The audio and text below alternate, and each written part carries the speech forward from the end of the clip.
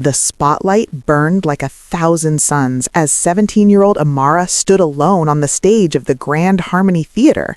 Her hands trembled as she gripped the microphone, watching the famous singer, Victoria Steele, settle into her front row seat with a cruel smile playing at her lips. The audience of 3,000 fell silent, waiting for what they assumed would be a humiliating spectacle. What none of them knew, not even Victoria herself, was that in the next 8 minutes, everything would change. The music industry would never be the same, and the girl everyone expected to fail would deliver a performance so powerful that grown men would weep, and the woman who orchestrated her humiliation would lose everything she had built over 2 decades. Before we dive into this story of revenge, resilience, and redemption, before we continue, tell me where you're watching from. I love seeing how far these stories travel. And if you haven't yet, hit subscribe so you don't miss the next chapter.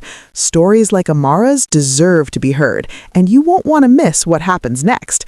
Now, let me take you back to where it all began, 6 months before that fateful night, to a small town called Riverside, where a girl with an extraordinary gift was about to collide with a woman who had forgotten what it meant to truly create music.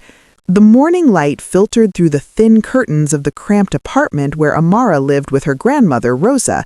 The place smelled of cinnamon and old books, a 2-bedroom unit on the 4th floor of a building that had seen better decades. Amara sat on the edge of her bed, guitar resting against her knee, fingers moving across the strings with the kind of practiced ease that only comes from 10,000 hours of dedication. She was composing again, writing lyrics in a worn notebook that had traveled with her since she was 12. Her voice, when she sang softly so as not to wake her grandmother, carried a quality that made the air seem to shimmer, raw, honest, aching with emotion that someone her age shouldn't have been able to access. Rosa stood in the doorway, watching with eyes that held both pride and worry. At 73, she had raised Amara alone since the girl was 4, after the accident that took both of Amara's parents. They had nothing. Rosa's pension barely covered rent and food, but they had each other, and they had music. That morning, Rosa held an envelope in her weathered hands, and the expression on her face told Amara that something significant had arrived. When she handed it over, Amara's breath caught in her throat. It was an acceptance letter to the National Youth Music Summit, a prestigious program held in Los Angeles every year, where the top 100 young musicians in the country gathered for intensive training, master classes with industry legends, and a final showcase concert attended by record executives, producers, and scouts from every major label. Amara had submitted her application 6 months ago, not really believing she had a chance. The program was dominated by kids from expensive music academies, the children of wealthy families who could afford private coaching and professional studio recordings for their audition tapes. Amara's had recorded hers on her phone in their tiny living room, but somehow, against all odds, she had been selected. The program was fully funded, travel, accommodation, everything covered. For 2 weeks, she would be immersed in the world she had only dreamed about from the outside. Rosa pulled her granddaughter into a tight embrace, and Amara felt tears streaming down both their faces. This was the chance they had prayed for, the opportunity that could change everything. What Amara didn't know was that Victoria Steele, the Grammy-winning pop sensation, would be one of the featured mentors at the summit. Victoria, at 38, was at the peak of her career. Sold-out world tours, platinum records, magazine covers, brand endorsements worth millions. She had started as a genuine artist, a singer-songwriter with depth and substance, but over the years, as fame consumed her, she had become something else entirely. Her recent albums were formulaic, produced by committees, designed to chart rather than to move souls. The critics had begun to notice, whispering that Victoria Steele had lost her edge, that she was coasting on past glory. Victoria felt it too, though she would never admit it. The hunger, the fire that had driven her in the beginning had been replaced by ego and a desperate need to remain on top at any cost. 3 weeks later, Amara arrived in Los Angeles with a single suitcase and a guitar case covered with stickers from music festivals she had attended over the years. The summit was held at the Grandview Arts Complex, a sprawling facility in the hills overlooking the city, with state-of-the-art recording studios, practice rooms, and a concert hall that seated 2,000. From the moment she walked through the doors, she felt like she had stepped into another universe. The other participants, 99 incredibly talented teenagers from across the country, moved through the halls with a confidence she couldn't quite mirror. Many of them already had substantial social media followings. Some had appeared on talent shows, others had parents who were established musicians. Amara felt the weight of her secondhand clothes and unknown name pressing down on her shoulders. The first few days were overwhelming. Master classes in vocal technique, songwriting workshops, sessions on music theory and production. Amara absorbed everything like a sponge, staying late in the practice rooms, working harder than anyone else because she knew this might be her only shot. It was on the 4th day that she first encountered Victoria Steele in person. The famous singer swept into the main hall for what was supposed to be an inspirational talk, surrounded by assistants and handlers, wearing designer clothes that probably cost more than Rosa's annual pension. The audience watched in awe as Victoria took the stage, her presence commanding, her smile bright but somehow hollow. Victoria spoke about her journey, her success, the importance of branding and image. She talked about social media strategy, about building a fan base, about the business side of music. But she said very little about the actual art, about the raw emotional truth that music could convey, about the sacred responsibility of connecting with listeners on a deeper level. Amara sat in the back row, listening with growing disappointment. This wasn't the musician she had admired from old recordings, the young Victoria Steele whose early albums had moved her to tears. This was someone who had been hollowed out by fame, who had forgotten why music mattered in the first place. After the talk, there was a question and answer session. Most students asked about career advice, about getting noticed by record labels, about navigating the industry. Amara raised her hand, and when Victoria called on her, she asked a question that would change everything. Her voice was quiet but clear as it carried through the hall. She asked whether Victoria ever worried about losing the authenticity that had made her special in the beginning, whether the pressure to remain commercially successful had compromised her artistic integrity, whether she ever missed writing songs that came from a place of genuine emotion rather than calculated marketability. The hall fell completely silent. You could have heard a pin drop. Victoria's smile froze on her face, and something dark and dangerous flickered in her eyes. She recovered quickly, laughing it off with a dismissive comment about naive idealism, about how Amara would understand the real world once she actually experienced the music industry. But the damage was done. Victoria Steele, used to adoration and softball questions, had been publicly challenged by an unknown teenager, and worse, the question had struck at the exact insecurity she tried desperately to bury. In that moment, Victoria decided that this girl, this nobody from nowhere, needed to be taught a lesson she would never forget. Over the following days, Victoria made it her personal mission to undermine Amara at every opportunity. During group sessions, she would critique Amara's technique with a sharpness she didn't apply to others, picking apart performances in ways that felt less like constructive feedback and more like deliberate cruelty. She questioned Amara's song choices, dismissed her original compositions as derivative, suggested that perhaps the selection committee had made a mistake in accepting her application. Other students, sensing which way the wind was blowing and afraid of being associated with someone Victoria had marked, began to distance themselves. Amara found herself increasingly isolated, eating meals alone, practicing in empty studios late at night when everyone else had gone to bed. But Amara didn't break. Every cutting remark, every public humiliation, every whispered conversation that stopped when she entered a room, she absorbed it all and channeled it into her music. She wrote late into the night, pouring her pain and frustration into lyrics that burned with honesty. Her guitar became her only confidant, and the songs that emerged were unlike anything she had written before. They were forged in fire, tempered by suffering, and they carried a weight that would have been impossible to achieve through comfort and encouragement alone. What Victoria intended as destruction was actually creating something magnificent. The summit was structured to culminate in a final showcase concert where each participant would perform one song before an audience of industry professionals. It was the most important night of the program, the moment when careers could be launched, when the right performance in front of the right person could change a life forever. As the showcase approached, Victoria hatched a plan that she believed would be the final humiliation of Amara, the moment that would drive the girl out of music forever and reassert Victoria's dominance. She arranged with the summit director, an old friend who owed her several favors, to restructure the showcase format. Instead of individual performances scattered throughout the evening, there would now be a special segment. Victoria would perform a duet with one selected student, chosen at random, to demonstrate mentorship and collaboration. Except it wouldn't be random at all. It would be Amara.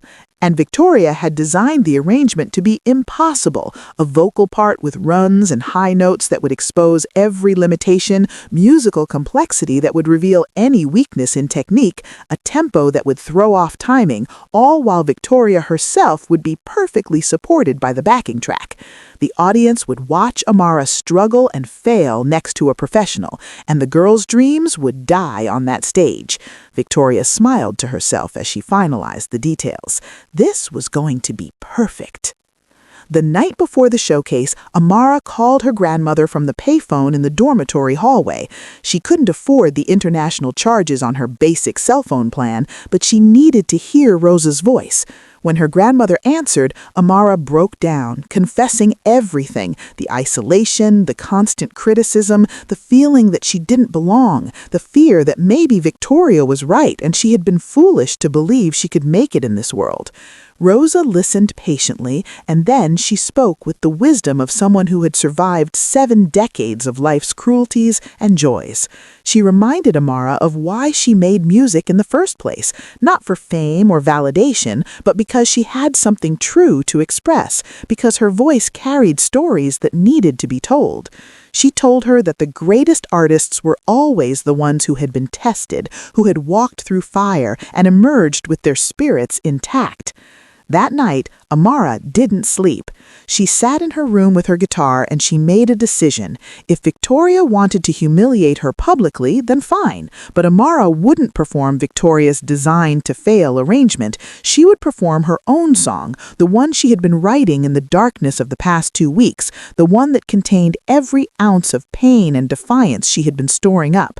She knew it might get her kicked out of the program, might burn every bridge before it was even built, but she also knew that compromising who she was for the approval of people like Victoria would be a far worse fate. Better to fail on her own terms than to succeed as someone else's puppet. The day of the showcase arrived. The Grand Harmony Theater was packed with music industry elite, executives from Atlantic, Sony, Universal, independent label owners, prominent producers, talent scouts, journalists from major music publications. The students were buzzing with nervous energy, running through last-minute vocal warm-ups, adjusting outfits, checking and rechecking their prepared materials. The atmosphere was electric with possibility and terror in equal measure. Amara sat alone in a corner of the backstage area, guitar across her lap, eyes closed, breathing deeply. She looked small and vulnerable in her simple black dress, borrowed from another student who had taken pity on her, the only formal clothing she had access to. The showcase began at 7 in the evening. One by one, students took the stage and delivered impressive performances. The level of talent was extraordinary, technically proficient, professionally polished, carefully rehearsed. The audience applauded politely, scouts made notes, but there was a certain sameness to it all, competence without genuine surprise, skill without soul. Then, 2 hours into the program, Victoria Steele was introduced to thunderous applause. She took the stage in a glittering gown that caught the lights and threw sparkles across the audience, her smile radiant, her presence overwhelming. She spoke about the privilege of working with such talented young musicians, about the importance of mentorship, about giving back to the next generation. And then she announced the special collaboration segment. She explained she would be performing with one student chosen for their potential and dedication. When she spoke Amara's name, there was a moment of confused silence. Most people in the music industry audience had never heard of her, and even the other students seemed surprised that someone so far outside the inner circle would be selected for this honor. Amara walked onto the stage, her legs threatening to give out beneath her, her heart pounding so hard she could hear it in her ears. Victoria's smile was all teeth and no warmth as she handed Amara a microphone. The backing track was queued up, ready to destroy. But before the music could start, Amara stepped forward and spoke. Her voice was shaky at first, but it grew stronger with each word. She thanked Victoria for the opportunity, but explained she would be performing something different, an original song she had written during the summit. She looked directly at Victoria as she spoke, and the famous singer's face went through a rapid series of expressions: surprise, anger, calculation, and finally a condescending smile. Victoria graciously agreed, clearly believing that an unprepared original song by an unknown teenager would be even more catastrophic than the trap she had carefully laid. Victoria took her seat in the front row, settling in to watch the disaster unfold. The theater fell completely silent. 3,000 pairs of eyes focused on the small figure alone on the massive stage. Amara adjusted her guitar, her fingers finding the familiar strings. She closed her eyes, and for a moment she wasn't in the Grand Harmony Theater in front of the most important audience of her life. She was back in the tiny apartment with Rosa, playing music for the sheer joy of it, before any of this pressure and expectation existed. She took one deep breath, and then she began to play. The opening notes were simple, almost stark. Just guitar and voice, no backing track, no production, nothing to hide behind. But within seconds, it was clear that something extraordinary was happening. Amara's voice filled the theater with a quality that went beyond technical skill. It was raw and vulnerable, yet somehow powerful, carrying emotional honesty that struck every listener directly in the chest. The song was about being invisible, about feeling like you don't belong, about the cruelty of people who use their power to diminish others. But it was also about resilience, about refusing to let anyone else define your worth, about finding strength in the very darkness that was meant to destroy you. As Amara sang, something remarkable occurred in that theater. The industry professionals who had been checking their phones put them away. The scouts who had been comparing notes stopped writing.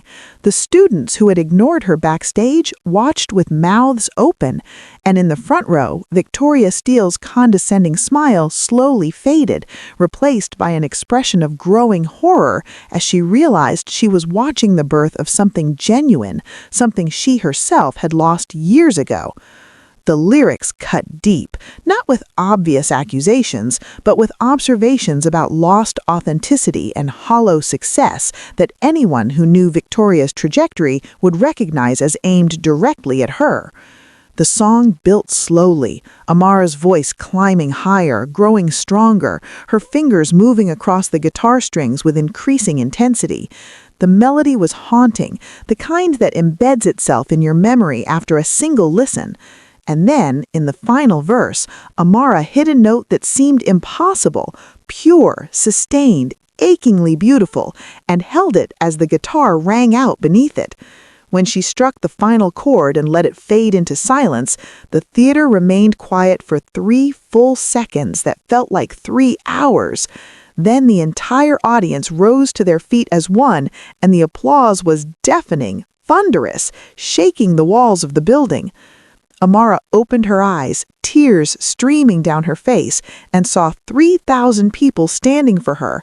She saw students crying, saw hardened music executives wiping their eyes, saw Victoria Steele still seated in the front row, her face a mask of barely controlled rage, and something else, recognition that she had just witnessed her own obsolescence. Amara took a shaky bow, whispered thank you into the microphone, and walked off the stage on trembling legs.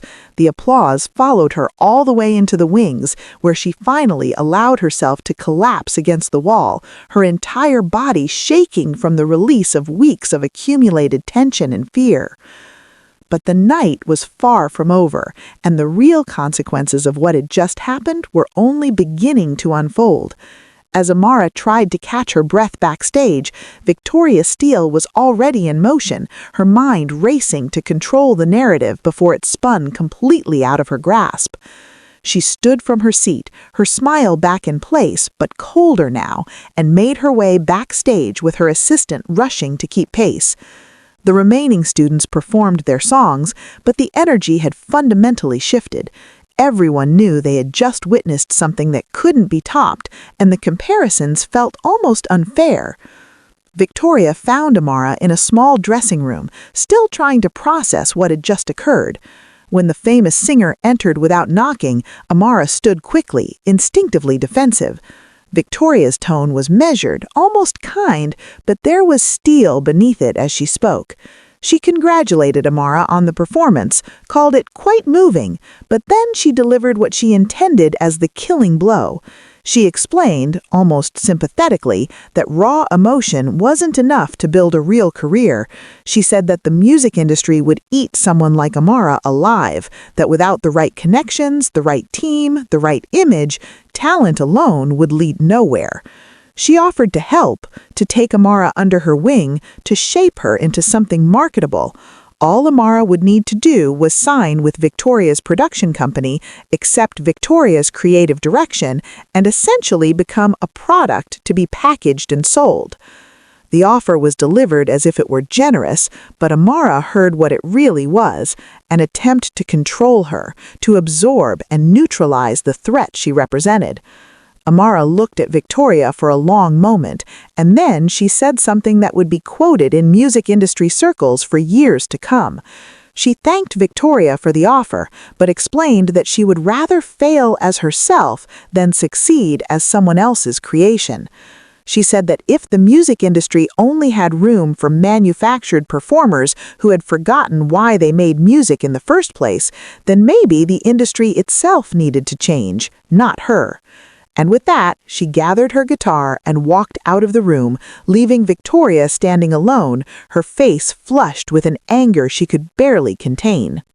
Over the next 48 hours, the video of Amara's performance spread across the internet like wildfire. Someone in the audience had recorded it on their phone, and by the next morning, it had been shared hundreds of thousands of times. By the afternoon, it had millions of views. Music blogs picked it up, then mainstream news outlets, then international media. The video was everywhere. The unknown teenager who had delivered a raw, unpolished, devastatingly honest performance that reminded everyone what real music could be. The comment sections were flooded with people sharing their own stories of being underestimated, of refusing to compromise, of the emotional impact the song had on them. Amara's name became synonymous with authenticity in an industry increasingly defined by artificial production and focus group-tested content. Record labels began calling immediately, not just one or two, but dozens of them, all wanting to sign the girl everyone was talking about. Offers came pouring in, development deals, recording contracts, promises of studio time with legendary producers, tours opening for major acts. Amara's phone, which she had to upgrade from her basic model just to handle the volume of messages, never stopped buzzing. For someone who had been invisible just days earlier, the sudden attention was overwhelming and terrifying. She sat in her small dormitory room with her grandmother on video call, Rosa's face filled with joy and concern in equal measure, trying to make sense of offers and contracts she barely understood. Meanwhile, Victoria Steele watched her carefully constructed world begin to crack. The contrast between Amara's performance and Victoria's own recent work became a topic of discussion across social media and music journalism. Think pieces were written comparing the authentic emotion of the unknown teenager to the calculated production of the established star. Victoria's recent album, which had been selling steadily, suddenly saw sales plateau and then decline. Radio stations began taking requests for Amara's song instead of Victoria's current single.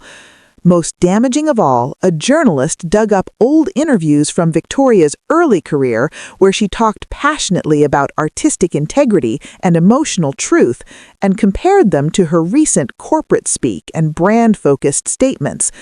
The headline read, "What Happened to Victoria Steele? How a Superstar Lost Her Soul."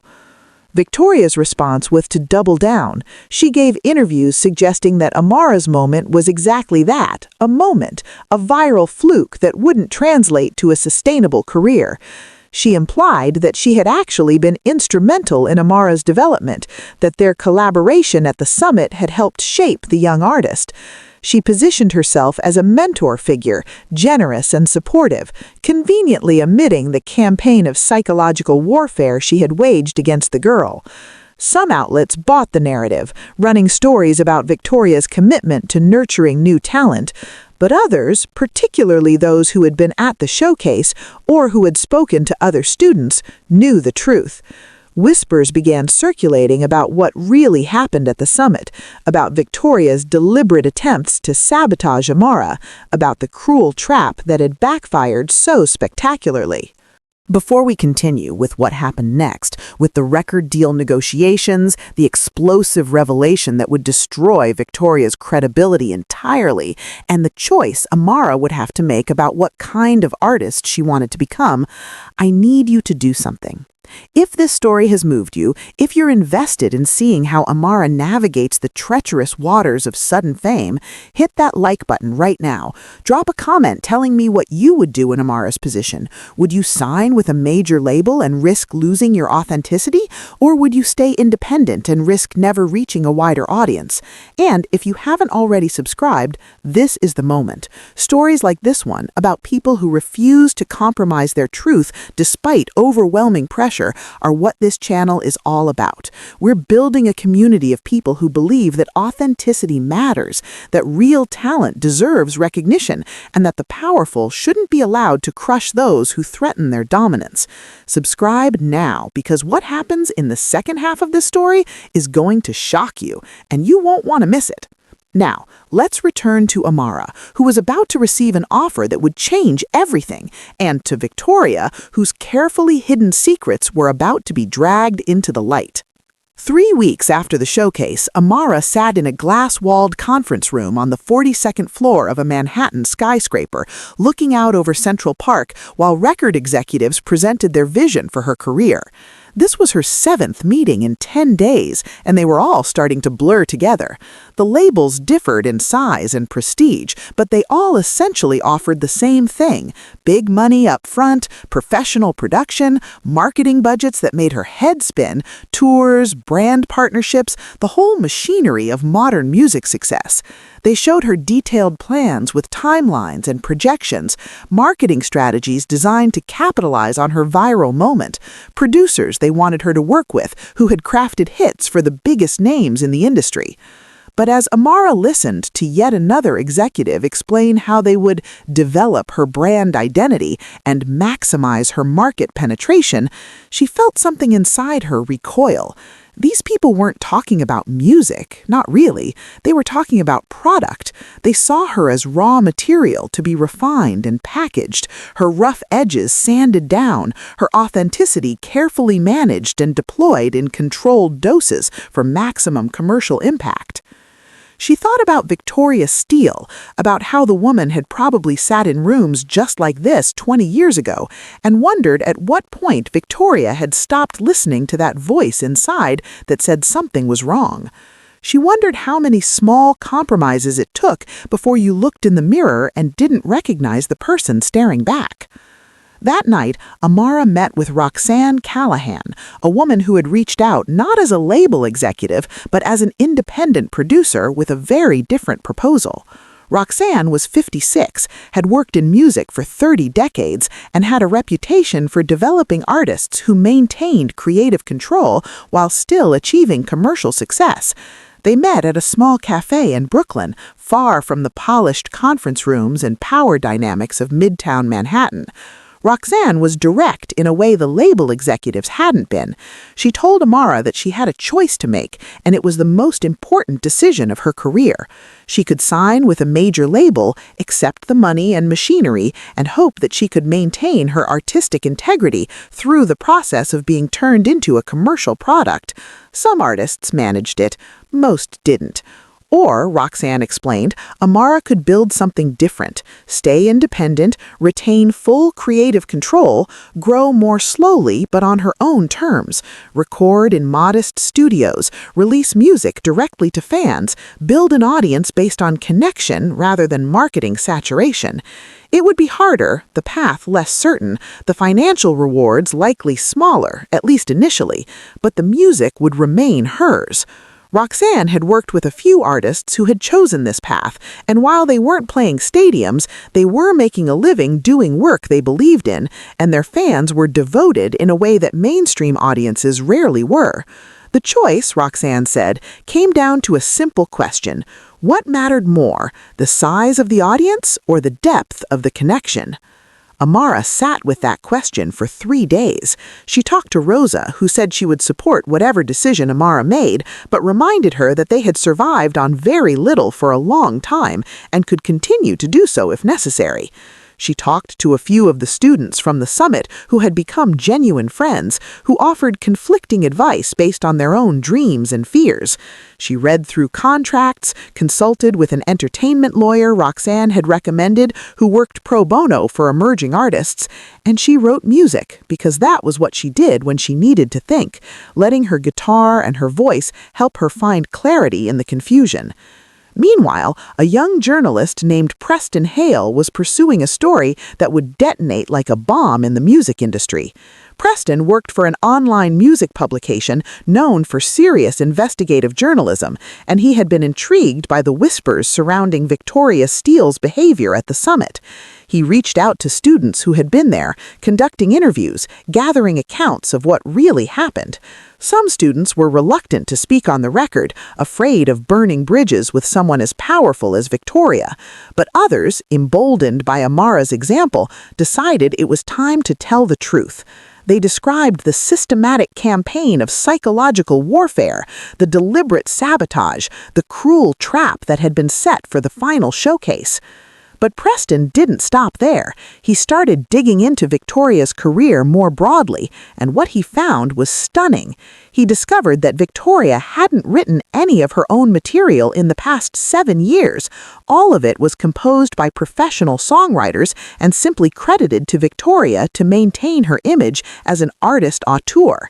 He found evidence of aggressive legal action against journalists who had questioned her authenticity, settlements paid to kill unflattering stories.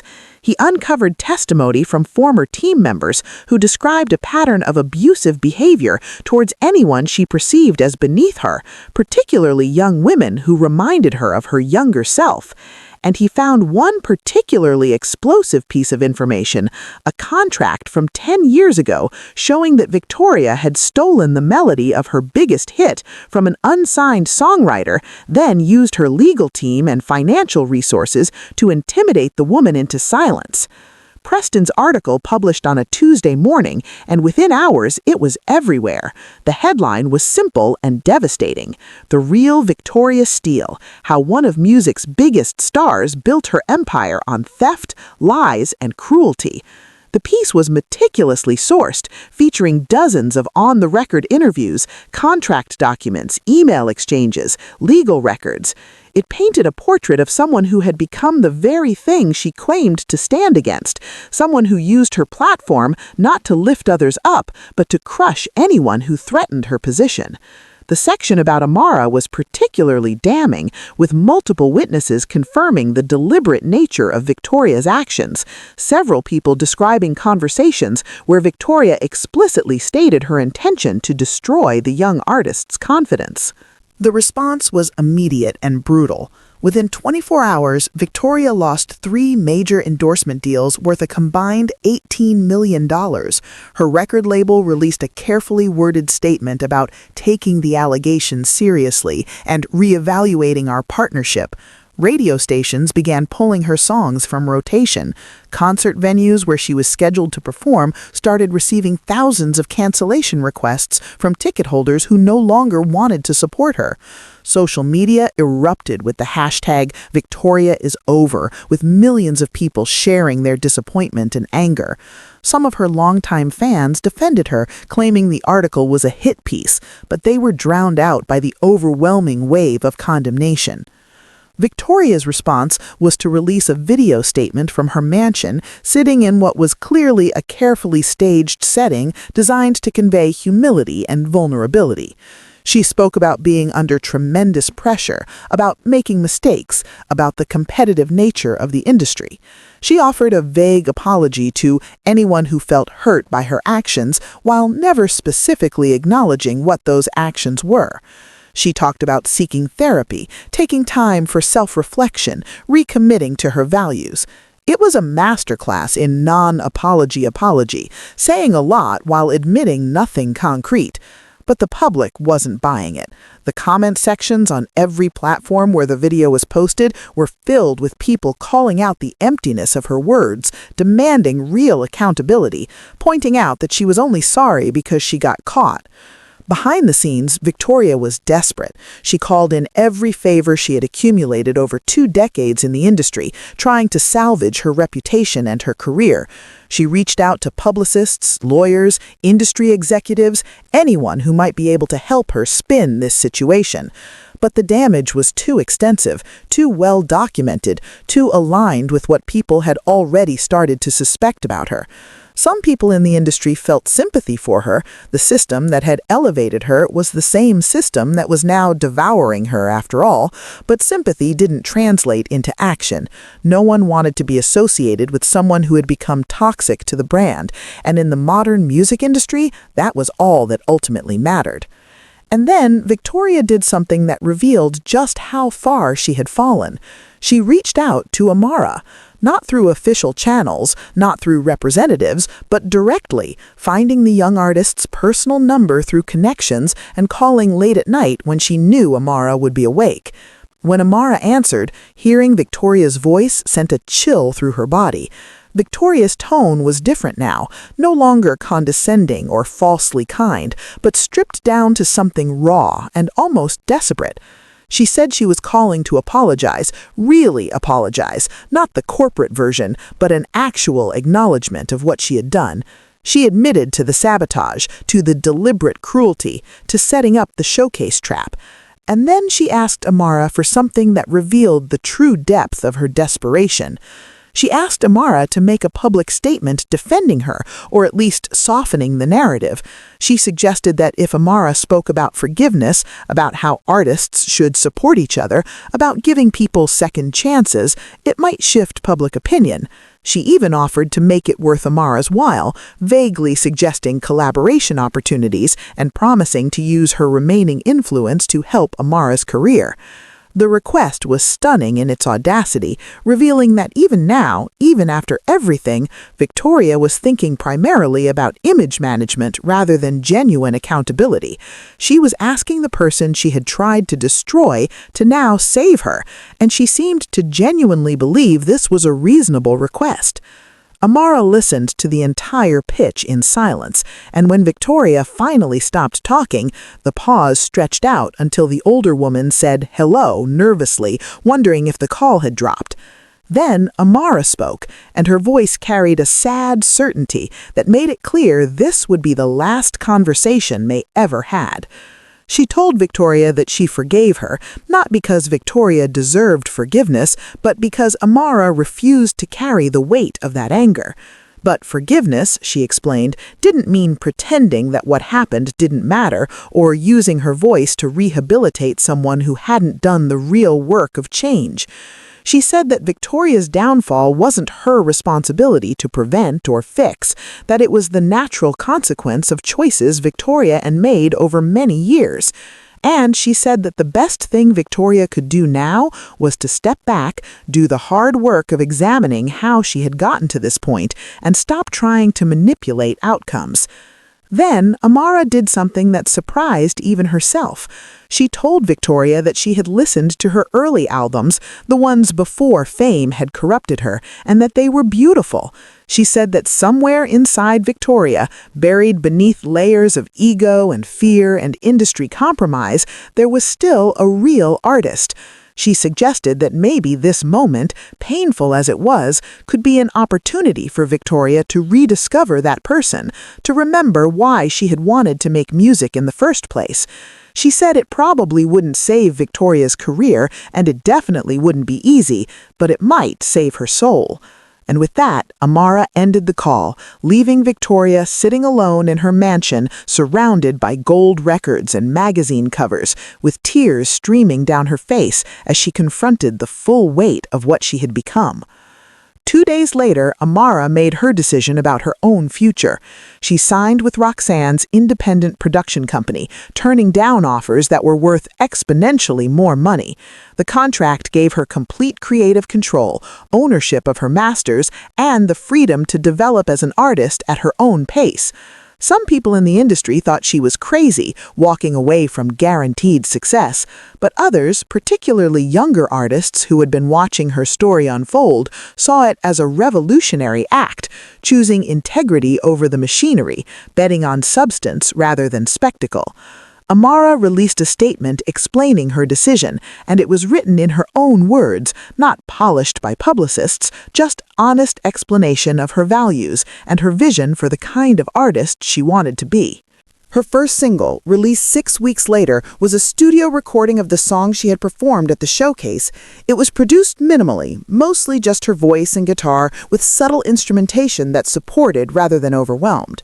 The song climbed the charts organically, driven by word of mouth and genuine connection, rather than radio payola or algorithmic manipulation.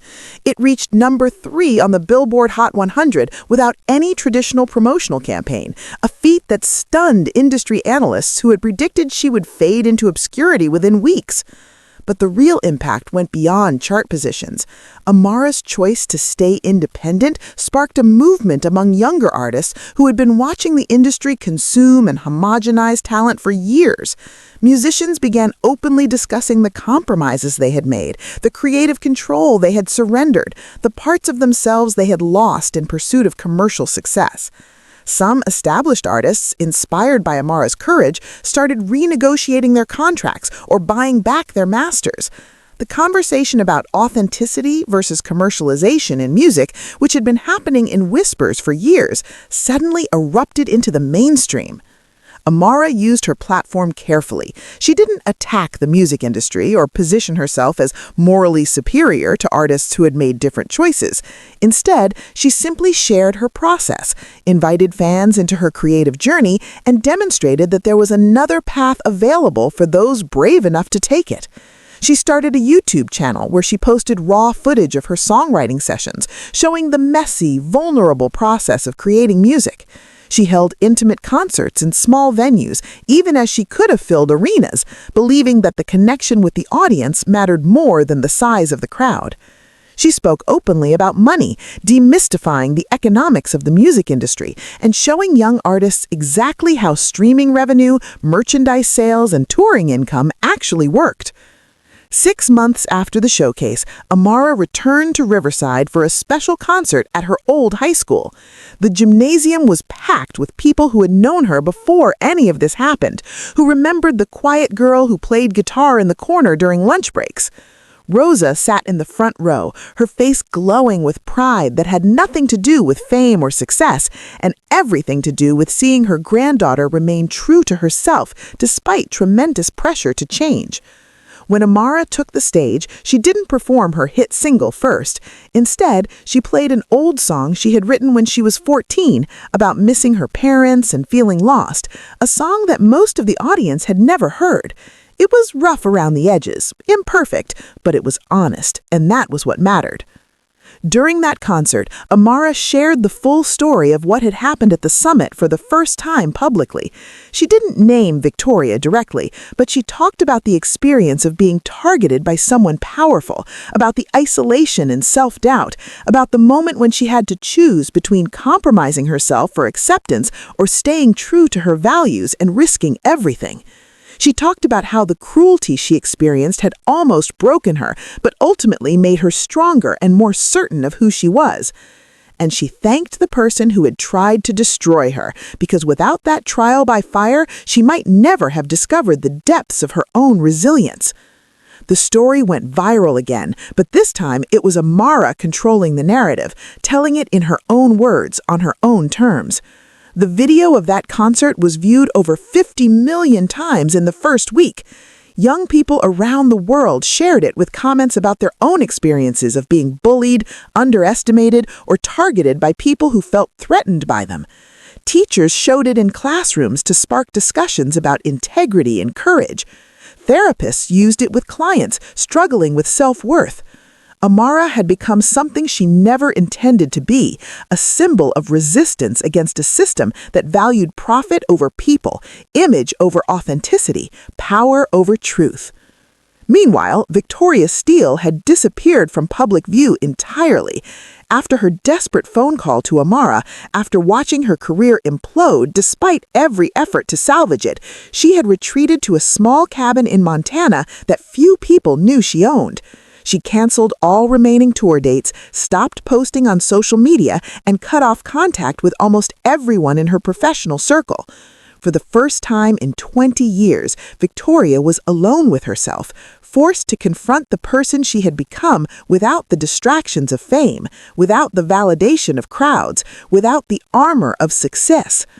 The silence was unbearable at first.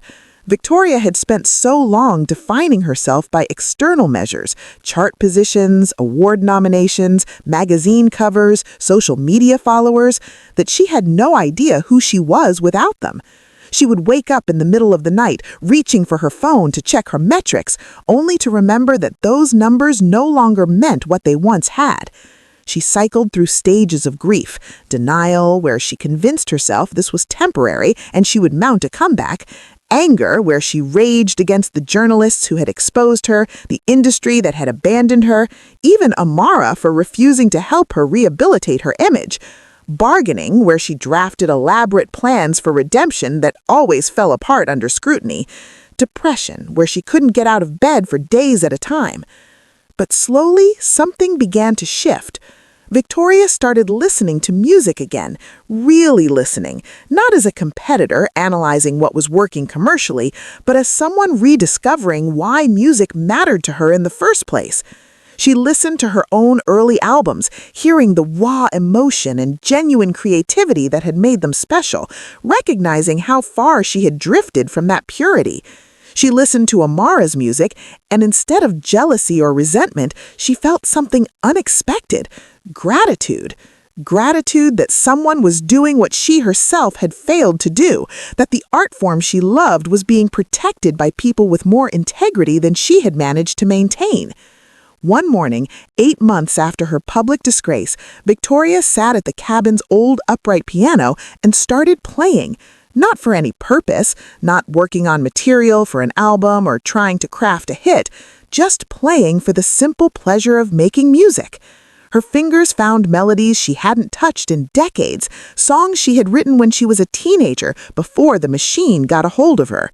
And then, tentatively at first, but with growing confidence, she started writing something new. Not a commercial pop song designed to chart, but something personal and vulnerable, something that would make her cringe to release because it would expose parts of herself she had spent years hiding. She wrote about failure, about losing herself, about the hollowness of success built on compromised foundations. She wrote about watching a 17-year-old girl demonstrate the courage she herself had lost. Victoria didn't share this music with anyone. She wasn't ready, might never be ready. But the act of creating it, of reconnecting with the part of herself that had once loved making music more than being famous for making music, began to heal something that had been broken for a long time. She understood now that her career, as it had existed, was over. She would never again fill stadiums or top charts. Most people would always remember her as the cautionary tale, the artist who lost her way. But maybe, she thought, there was a different kind of music career possible. Maybe she could teach, or work with younger artists in a genuine mentoring capacity, or simply make music for the handful of people who might still want to hear it. Maybe redemption didn't look like resurrection, but like quiet, honest work done out of the spotlight. Back in Los Angeles, Amara was facing challenges of her own. Success, even the independent, authenticity-focused kind she had chosen, brought its own pressures. The demand for new music was constant, and she struggled with the fear that she couldn't replicate the emotional intensity of the showcase performance, that she had already said everything she had to say. She dealt with imposter syndrome, wondering if she really deserved the attention and acclaim, if she was actually talented or just someone who had gone viral at the right moment. She navigated the complicated dynamics of sudden fame, learning how to handle fans who projected their own stories onto her, journalists who wanted to reduce her to a simple narrative, industry people who still tried to manipulate her into more conventional paths. Rosa moved to Los Angeles to be with her granddaughter, leaving behind the only home she had known for decades. The adjustment was difficult for both of them. Rosa felt lost in the city, missed her neighbors and her routines. Amara felt guilty for uprooting her grandmother and worried constantly about whether the stress and pace of this new life was too much for a woman in her 70s. They had arguments they had never had before, tension born from the fundamental changes in their circumstances. But they worked through it, learning to communicate about things that had always been left unspoken, finding new ways to support each other through transitions that neither of them had been prepared for. One evening, about a year after the showcase, Amara received an unexpected package. It was a vinyl record with no label, no identification, just a handwritten note that said, "I'm not asking for forgiveness or acknowledgement. I just wanted you to hear this. It's the first honest thing I've made in a decade. Thank you for reminding me why any of this matters." There was no signature, but Amara knew immediately who it was from. She put the record on her turntable, and as Victoria's voice filled the room, stripped down, vulnerable, achingly genuine, Amara felt tears streaming down her face. The songs were beautiful, not in the polished, produced way that Victoria's recent work had been, but in a raw, undefended way that reminded Amara of those early albums she had loved. Victoria sang about her failures, about losing herself, about the corrosive effects of ego and fame. She sang about a young girl who had the courage to challenge her, who had saved her life by destroying her career. The music was too personal, too unvarnished to ever be commercially successful, but it was real in a way that transcended commercial considerations.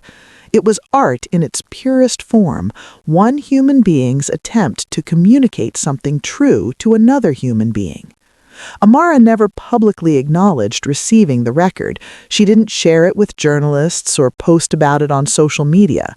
Victoria's journey back to authenticity was her own to make, and it didn't require external validation or public rehabilitation.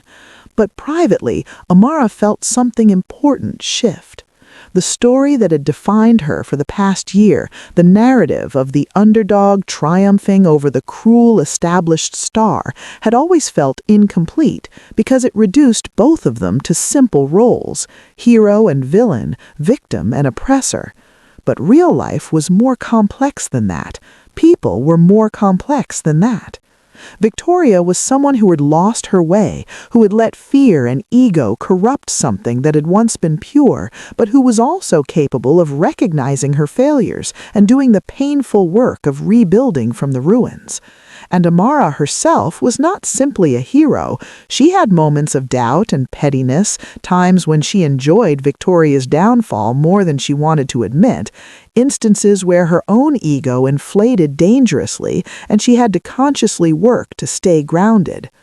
The truth was that they were both flawed humans navigating impossible systems, making choices with imperfect information, trying to hold on to themselves while forces pulled them in every direction. 2 years after the showcase, Amara released her first full-length album. She had taken her time with it, refusing to rush the process despite pressure from her team and fans who wanted new material. The album was titled Invisible, named after the song that had changed everything, and it was a meditation on identity, authenticity, and the cost of staying true to yourself in a world that constantly demanded compromise. The reviews were overwhelmingly positive, but more importantly, the music connected with listeners on a profound level. People wrote to Amara about how the album had helped them through difficult times, had given them courage to make hard choices, had reminded them that they weren't alone in their struggles. The album's success led to opportunities Amara had to carefully evaluate. She was offered a world tour, but she structured it differently than traditional tours. Smaller venues, longer residencies in each city to build real connections with local music communities, ticket prices kept affordable even though she could have charged much more. She was invited to perform at major award shows, but she only accepted when she was guaranteed complete creative control over her performance, declining opportunities that would have exposed her to massive audiences because the conditions would have required compromising her artistic vision. Most significantly, Amara started a non-profit foundation focused on supporting young musicians from low-income backgrounds. The foundation provided instruments, lessons, studio time, and mentorship to talented kids who, like Amara had been, were locked out of the music industry by economic barriers.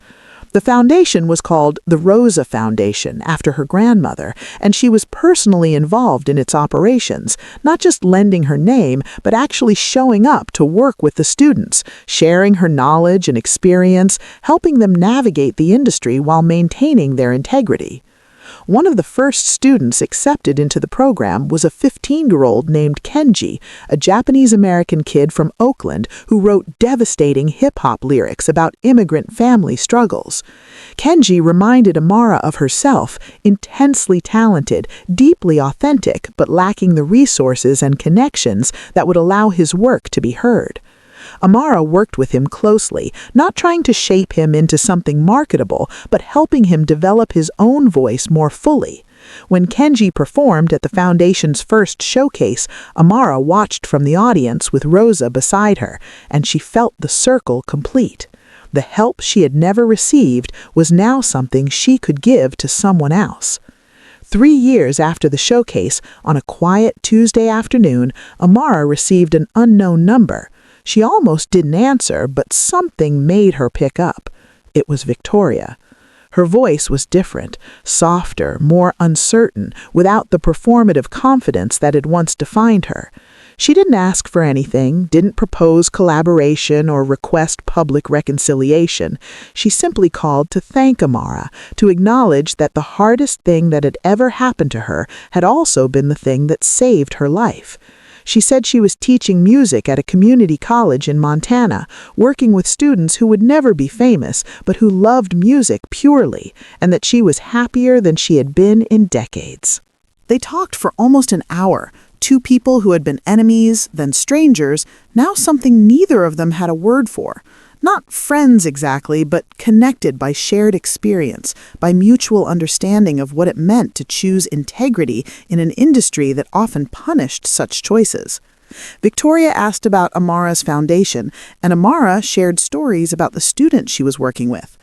Amara asked about Victoria's teaching, and Victoria described the joy of helping young musicians develop their skills without the corrupting influence of commercial pressure.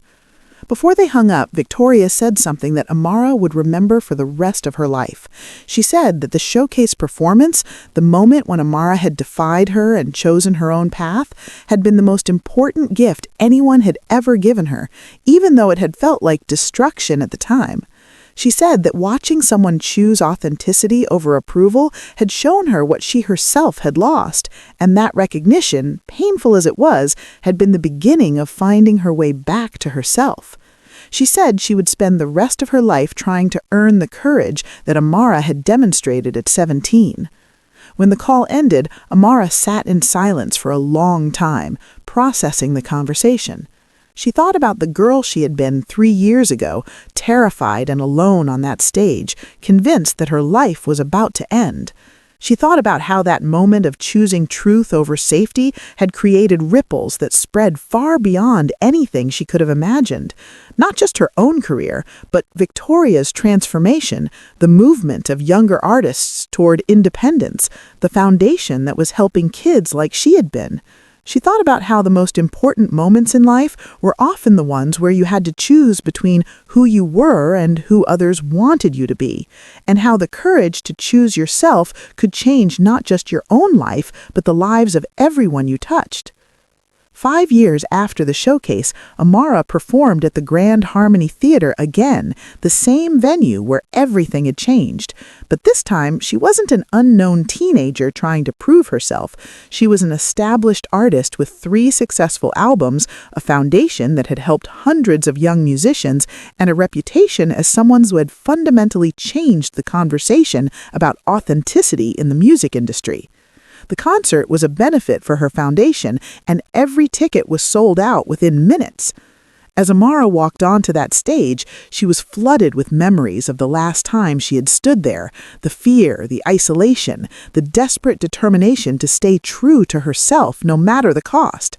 She looked out at the audience and saw Rosa in the front row, just like 5 years ago, but now surrounded by students from the foundation, young musicians who saw Amara not as a celebrity, but as someone who had walked the path they hoped to walk themselves. She saw Roxanne, the producer who believed in her vision of independent artistry. She saw Preston Hale, the journalist whose investigation exposed Victoria's cruelty. She saw colleagues and collaborators, friends and supporters, a community that had formed around the values she represented. And in the back of the theater, in the last row where she hoped not to be noticed, sat Victoria Steele. She had driven 12 hours from Montana, not because she wanted attention or reconciliation, but because she needed to witness this moment, to see what had grown from the seeds of that night 5 years ago. When Amara spotted her during the third song, their eyes met for just a moment. Amara nodded slightly, acknowledging her presence, and Victoria nodded back. No words were needed. They both understood what this moment meant. Not forgiveness exactly, but something deeper. Recognition that they had both been changed by their encounter, that they had both emerged from it as more authentic versions of themselves, even though the paths they walked were entirely different. Amara performed for 2 hours, showcasing her evolution as an artist while never losing the raw emotional honesty that had defined that first showcase performance. She played new material and old favorites, shared stories about the students in her foundation, invited several of them on stage to perform with her. She talked about her journey, about the choices she had made and the principles she had refused to compromise. And then, for the encore, she performed the song that started everything, Invisible, the same way she had performed it 5 years ago, just her voice and her guitar, no production, no artifice, nothing but truth. As the final notes faded and the audience rose to their feet in thunderous applause, Amara looked out at all these people and felt overwhelmed with gratitude. Not gratitude for the fame or the success, but gratitude for the opportunity to have made a choice that mattered, to have stayed true to herself when it would have been so much easier to compromise, to have built something real in an industry often defined by artifice. She thought about the girl she had been, standing terrified in a tiny apartment in Riverside, wondering if she would ever get a chance to be heard. She thought about how that girl, armed with nothing but a guitar and a stubborn refusal to be anyone but herself, had changed not just her own life, but had contributed to changing an entire industry's conversation about what music could be and who it should serve. After the concert, Amara found Victoria waiting in the parking lot, leaning against an old truck that was about as far from the luxury vehicles of her previous life. They stood there in the cool night air, 2 women whose lives had collided in the most destructive and creative way possible, and Victoria said the thing she had driven 12 hours to say in person. She thanked Amara, not just for the obvious things, but for teaching her that sometimes the greatest gift you can give someone is to refuse to absolve them, to hold them accountable while still seeing their humanity, to let them fall so they can learn to stand on their own. She said that her life now was smaller, quieter, less celebrated, but infinitely more meaningful, and that she owed that transformation to Amara's courage.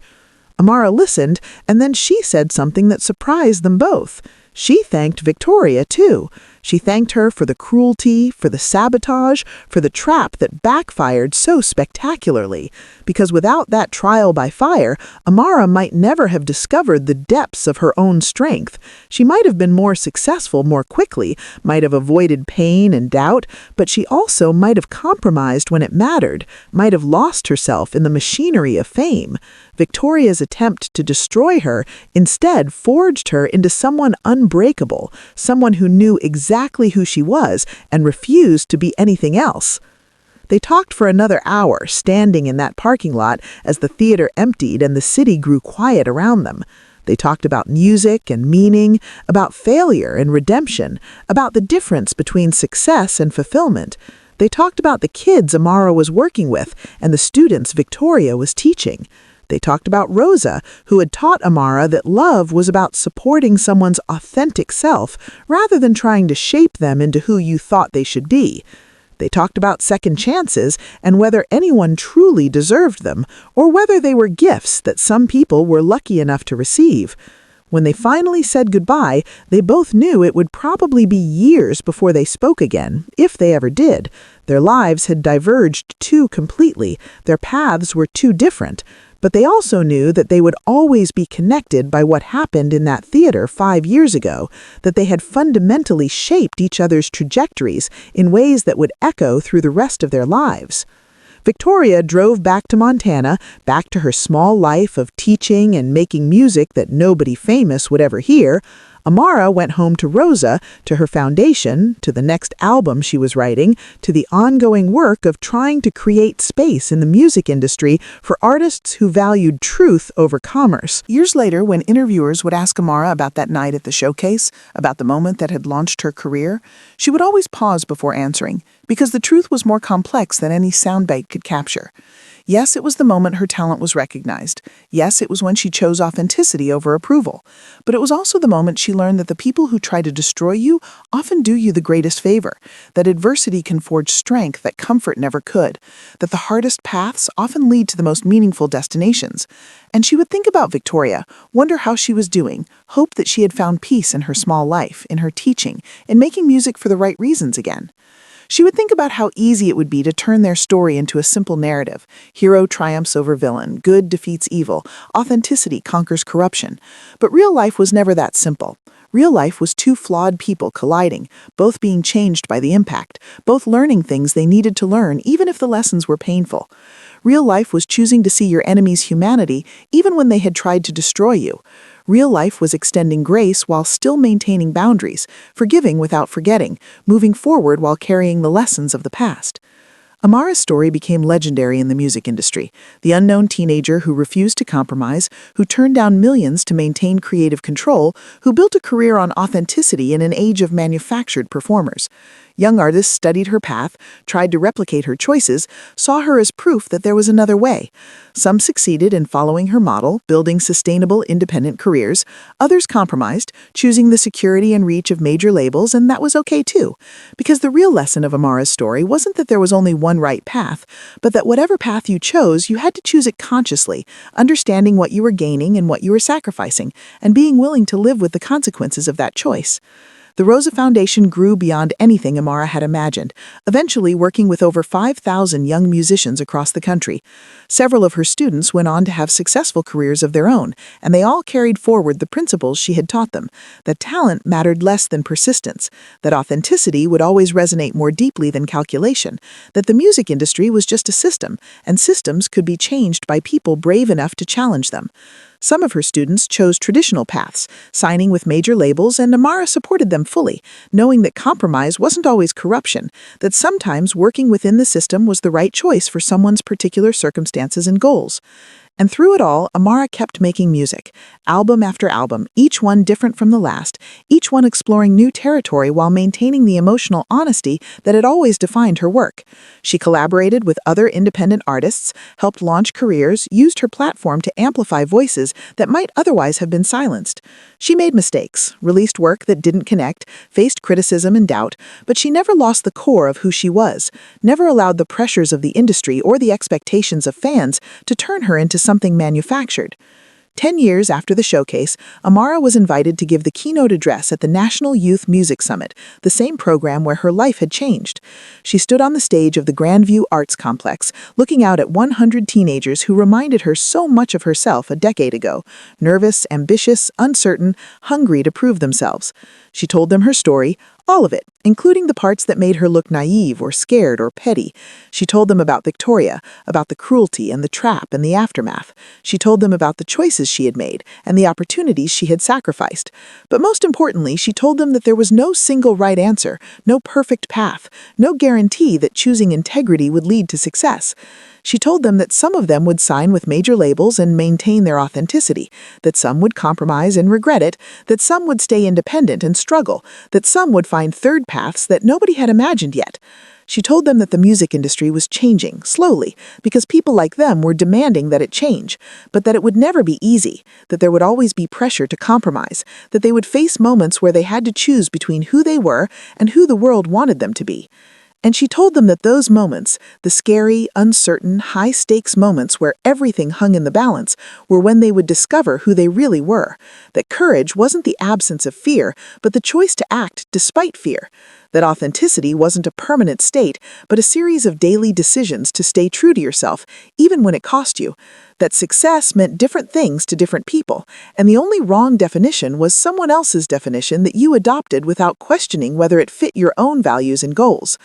When she finished speaking, the room sat in silence for a long moment, absorbing what she had said. Then one student raised her hand and asked the question Amara had been waiting for. "What would you say to Victoria Steele if you could talk to her now?" And Amara smiled because she knew the answer, had known it for years, even though she had never articulated it out loud. "I would say, thank you. Thank you for trying to break me, because it taught me that I was unbreakable. Thank you for setting a trap, because it forced me to find my own path. Thank you for being a cautionary tale, because it showed me exactly who I never wanted to become. And I would say that I hope she's found peace, that I hope she's making music that means something again, that I hope she's learned to measure her worth by something other than fame and charts and the approval of people who never really knew her. Because in the end, we all deserve the chance to become who we were meant to be, even if we have to lose everything to get there." The students applauded, but Amara knew that some of them wouldn't really understand until they faced their own moments of truth, their own victorias, their own choices between authenticity and approval. That was okay. Understanding came through experience, not through speeches. All she could do was share her story and hope that somewhere in it they found something that would help them when their own testing moments arrived. That night, as Amara flew back to Los Angeles, she thought about the girl she had been 10 years ago, stepping onto that stage with shaking hands and a racing heart. She thought about how terrified she had been, how certain that she was about to fail, how close she had come to backing down and performing Victoria's sabotage-designed arrangement instead of her own song. She thought about the moment when she had made the choice, not a heroic choice, not a confident choice, but a desperate, scared, last-ditch choice to at least fail as herself rather than succeed as someone else's puppet.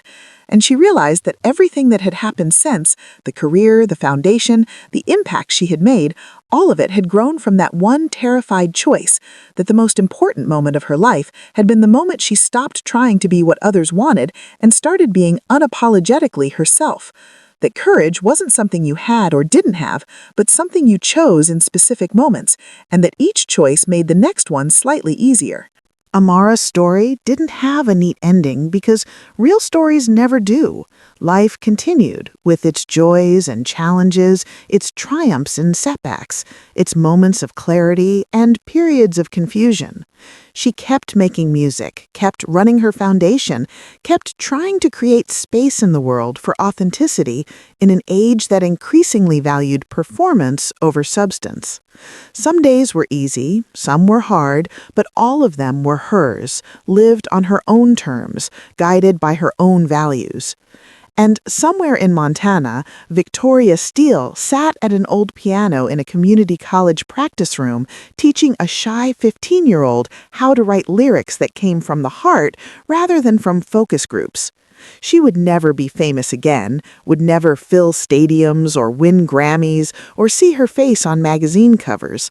But as she watched this kid discover their own voice, as she helped them navigate the early stages of their musical journey without the corruption that had nearly destroyed her own, Victoria felt something she hadn't felt in decades. Purpose that didn't depend on external validation, satisfaction that came from giving rather than taking, peace that wasn't contingent on being the most successful person in the room. Both women, changed irrevocably by their collision, were building something more valuable than fame or fortune or critical acclaim. They were building lives that meant something, that reflected their true values, that contributed to making the world slightly better than they had found it. They were teaching the next generation, not through perfection, but through honesty about their own failures and the hard-won wisdom that came from those failures. They were proof that people could change, that it was never too late to choose authenticity, that the path to meaning often ran through the valleys of humiliation and loss. And for the thousands of young artists who heard Amara's story, who studied her choices and tried to apply her principles to their own careers, the message was clear. Your voice matters. Your authenticity matters. The world will try to shape you, to sand down your rough edges, to turn you into something marketable and safe and easily consumed. You will face people who try to destroy you because your genuine self threatens their hollow success. You will face moments when compromising seems easier than standing firm. But in those moments, remember the 17-year-old girl who stood alone on a stage, facing down someone powerful who wanted to crush her, and chose to sing her own song anyway. Remember that the most dangerous thing you can do to people who have lost themselves is to refuse to lose yourself. Remember that authenticity is not a guarantee of success, but it is a guarantee of meaning, and in the end, meaning matters more than any amount of fame or fortune built on false foundations. Remember that you are not alone, that every generation faces the same choice between who they are and who the world wants them to be, and that the people who choose themselves, despite the fear, despite the uncertainty, despite the very real possibility of failure, are the ones who change everything. This is the story of Amara, the unknown girl who became a voice for authenticity in an industry that had nearly forgotten what authenticity meant. This is the story of Victoria, the fallen star who found redemption not through resurrection, but through honest work done out of the spotlight. This is the story of every person who has ever had to choose between success on someone else's terms and meaning on their own terms. And this is your reminder that when that moment comes for you, and it will come, you have the strength to make the choice that's true to who you are, even if your hands are shaking, even if you're terrified, even if everyone is waiting for you to fail. Because sometimes the most powerful thing you can do is simply refuse to be anyone but yourself. Thank you for watching this story. If it moved you, if it reminded you of your own struggles with authenticity and compromise, share it with someone who needs to hear it. And remember, the world needs your true voice, not a manufactured version designed to please everyone. The courage to be yourself in a world that constantly tries to make you something else is the greatest gift you can give, both to yourself and to everyone whose lives you touch. Never give up. Never compromise who you are at your core, and never underestimate the power of one person choosing truth over comfort, authenticity over approval, meaning over fame. That's where revolutions begin. That's where change starts. That's where your story begins.